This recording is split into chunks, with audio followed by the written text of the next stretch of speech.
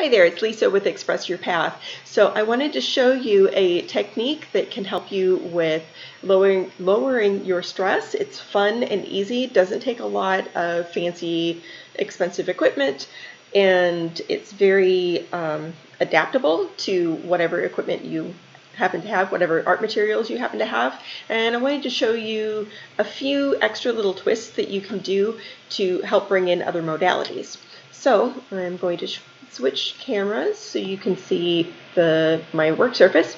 Now I've got, so here's the supplies you'll need. You'll need some paper. I've just got some inexpensive sketchbook paper here.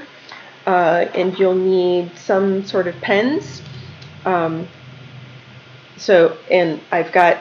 I'm using 2 pens. You can use 1. It doesn't really matter.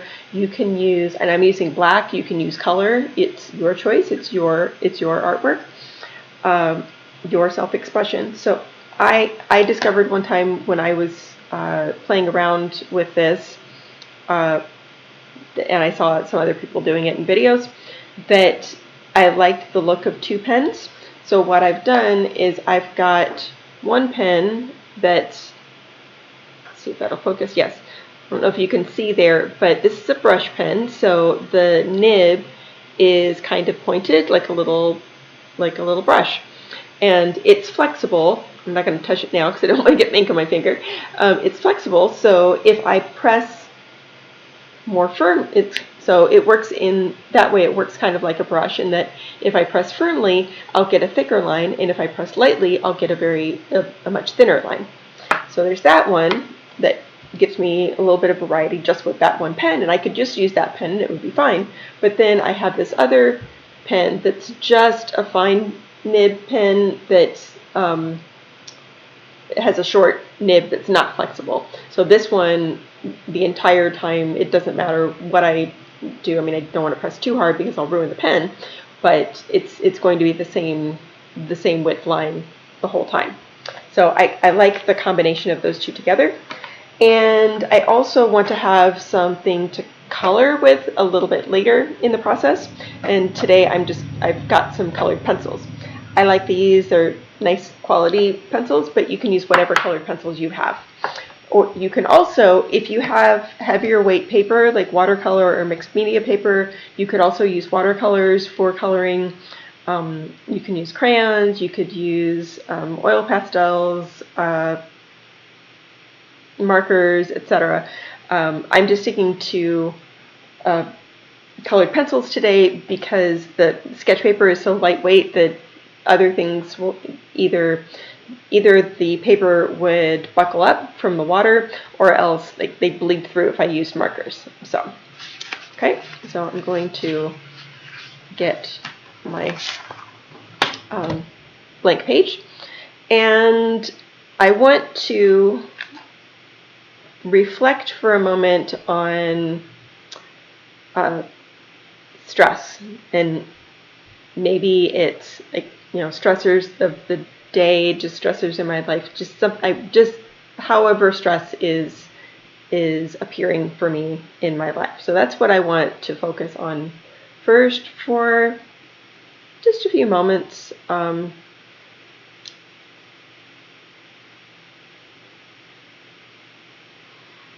can do it for as long as you feel you need to. And then I'm going to take one of my pens. I'm choosing to use the brush tip one, and I'm going to create a line on my page. Now I don't want my line to have a predictable pattern to it. Like, I don't want it to be an S curve where I kind of, as I start the line, I would be able to predict what the pattern's going to be, or a spiral, or something that, I know what it's going to do. I want the line to be more organic and kind of have a bit of a mind of its own. You could do that freehand if you want to just experience it, and you could try using your non-dominant hand, because people tend to be have a lot less control when they're using their non-dominant hand, so that might be a good choice to try. Or another tip that I saw one time is to take a small object, like a small round object, like a coin, or in this case I'm using a button, and just put that, I'm going to put this closer to the side, and put that on your page, and just sort of take your pen next to it and sort of push it along. Now, as you can see, oops, because the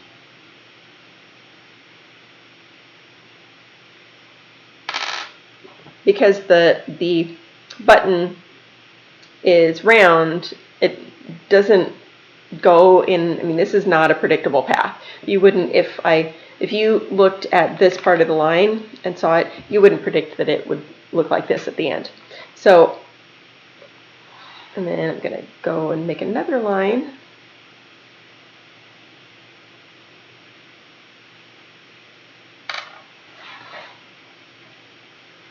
And another line.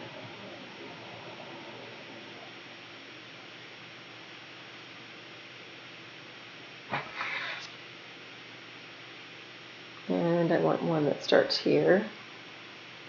I'm trying to sort of fill in some spots, like I see a big space here, so I'm going to start another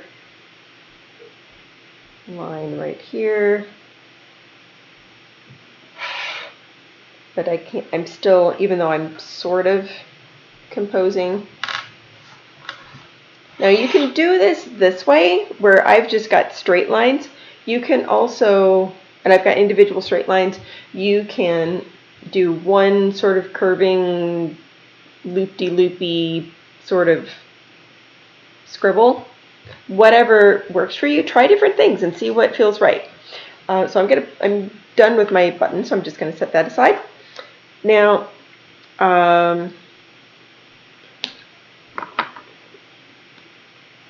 this is my stress, we're going to say.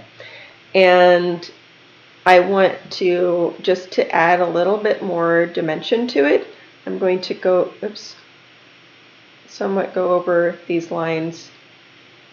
I'm not going to trace them, but I'm just going to kind of go over them again.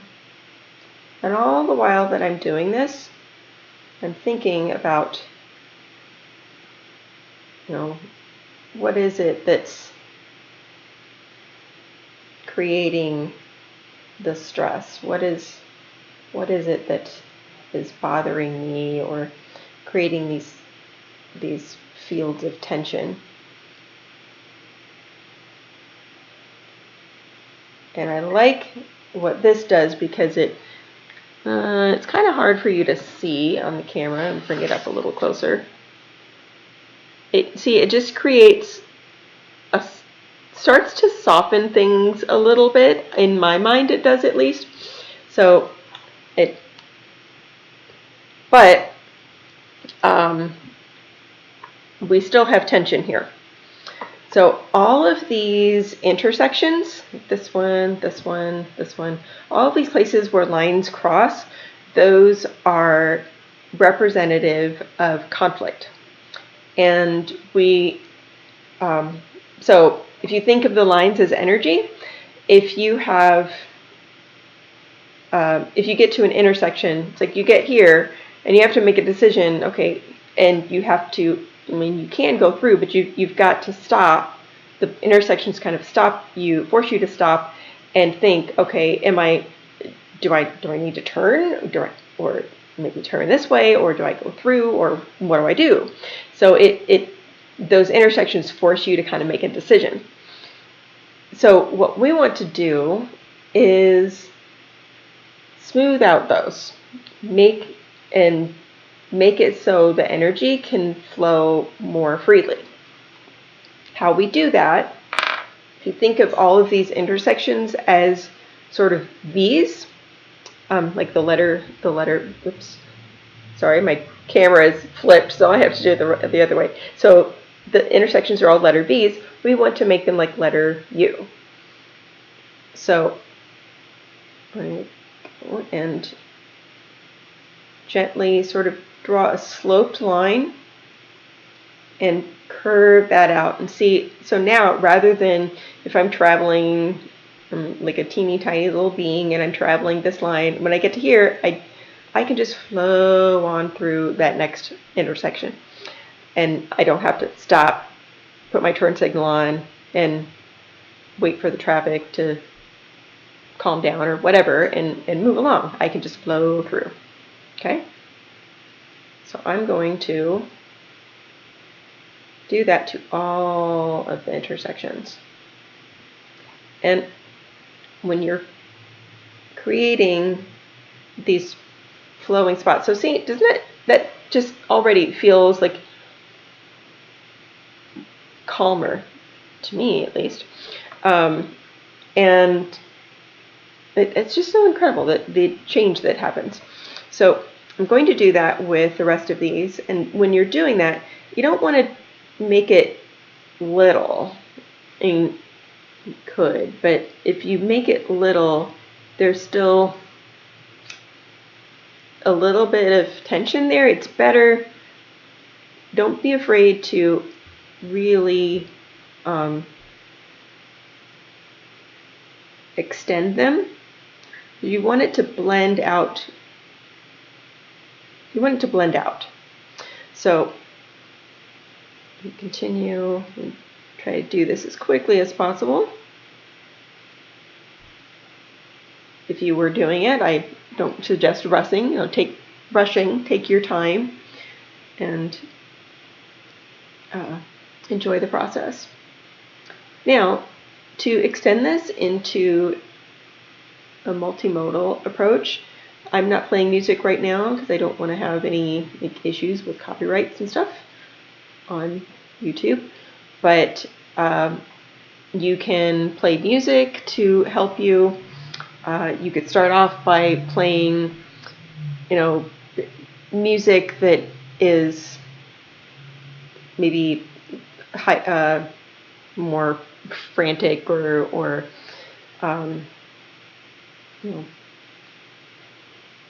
not stress producing, but something that's not relaxing, something that kind of gets you amped up a little bit as you're drawing your stress line, and then transition when you get to this point to something that's more calming and soothing to you. Just to sort of help you, give you another layer of something to help you focus on your goal for this exercise. So, got just a few more.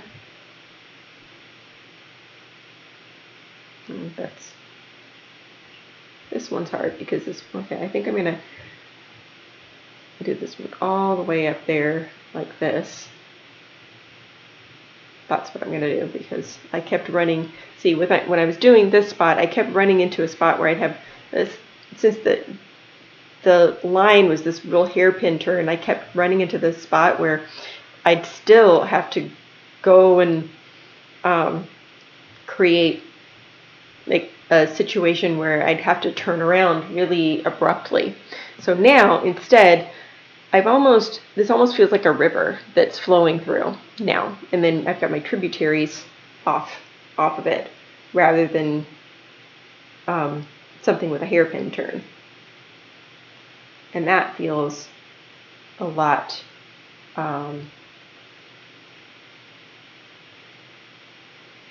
easier. A lot more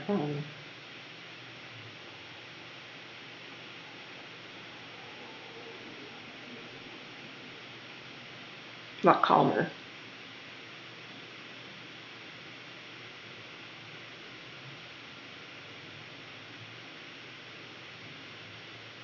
Okay, so I've got my lines there, or I've softened out my lines and my intersections. And as as I'm doing that, you start to, it's all about like, well, it's the connections, and these can be representative of connections in your life and maybe the stress and conflict that you're having with connections. So by smoothing them out, you can start, maybe you're not thinking of literal solutions to things that you're dealing with, but metaphorical change, or like metaphorically making your connections in life a bit smoother. Now, if I wanted to, I'm not going to bother doing this right now, but if I wanted to, I could go back in and travel on these lines again as my imaginary teeny tiny self and pretending that I'm walking along these lines. But I don't really feel like doing that right now. So what I'm going to do is open up my pencils and just look at my colors that I have available and see what jumps out at me. I want to choose a color that feels calming and I want to choose a color that feels calming and relaxing. You might choose to choose a color that feels invigorating to you, or just happy, or something. Whatever you associate with the opposite of stress is what you should choose. Trust your instinct. You know what's right for you. So I am drawn to this color right here, and I'm just going to go ahead and color in the cells. And again, as I color in cells, I can further think about just releasing stress in my life or in a certain area of my life, and sort of let my mind wander, daydream a bit. Now, what I like to do, I like to kind of shade the cells because it gives some dimension to them and makes it more interesting. So I color it all sort of one color, give it all sort of a light shade first, but then around on the edges, I don't press hard, but I just go over the edges a bit more, or even like part of the edges. I think you can start to see that it's getting a little darker, and the more I go over a section, the darker it will get. See that? And it just creates a little interest. And if I could do that all the way around or just on one side. Another thing you can do is you can combine two colors. So let's see. Let me go for this. That's a blue, and this other one.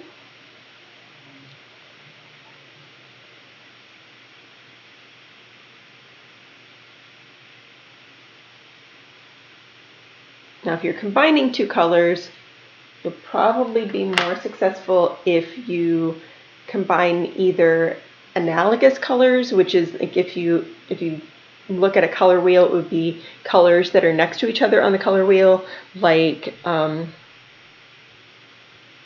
blue and green are next to each other on the color wheel, or a blue and a turquoise, which is kind of in between blue and green. So or if you combine colors that are like different shades of one color, like a dark blue and a light blue, which is what I'm going to do right now. Because if you combine colors that are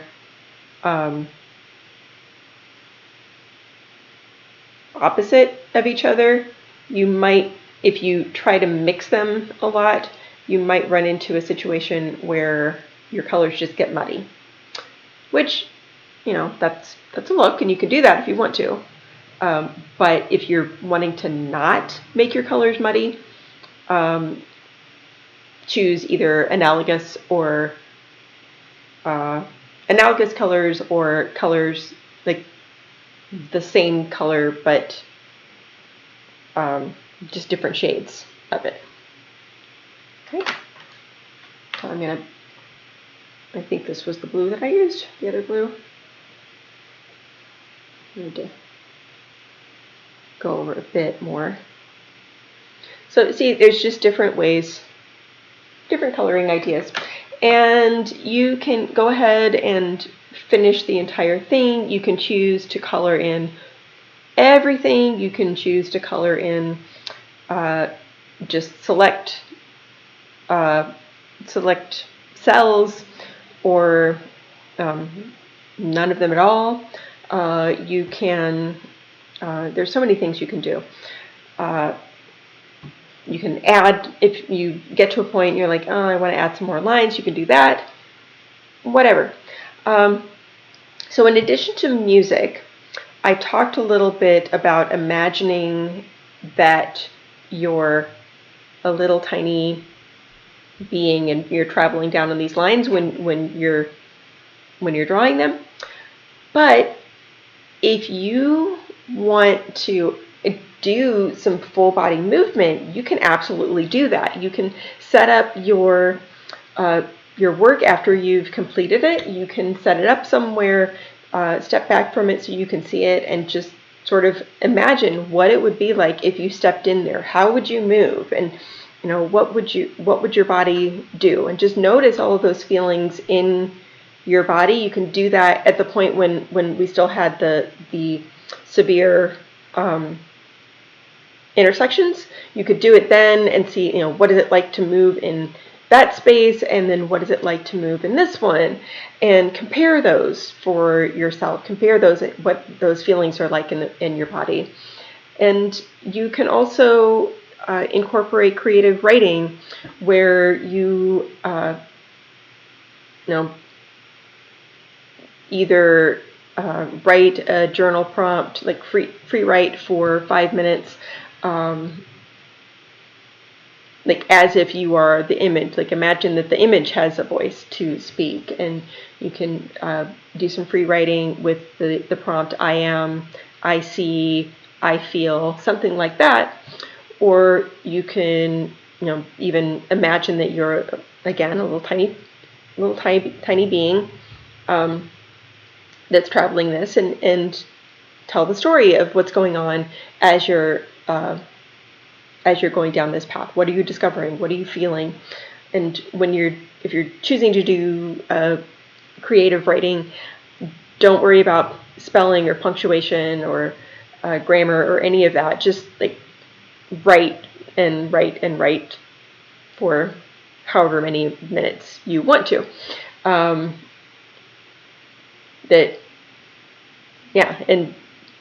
just because all that stuff, it doesn't really matter. You're just wanting to get your ideas and your emotions on paper. You're not really writing anything that anybody else has to see. This is just for you.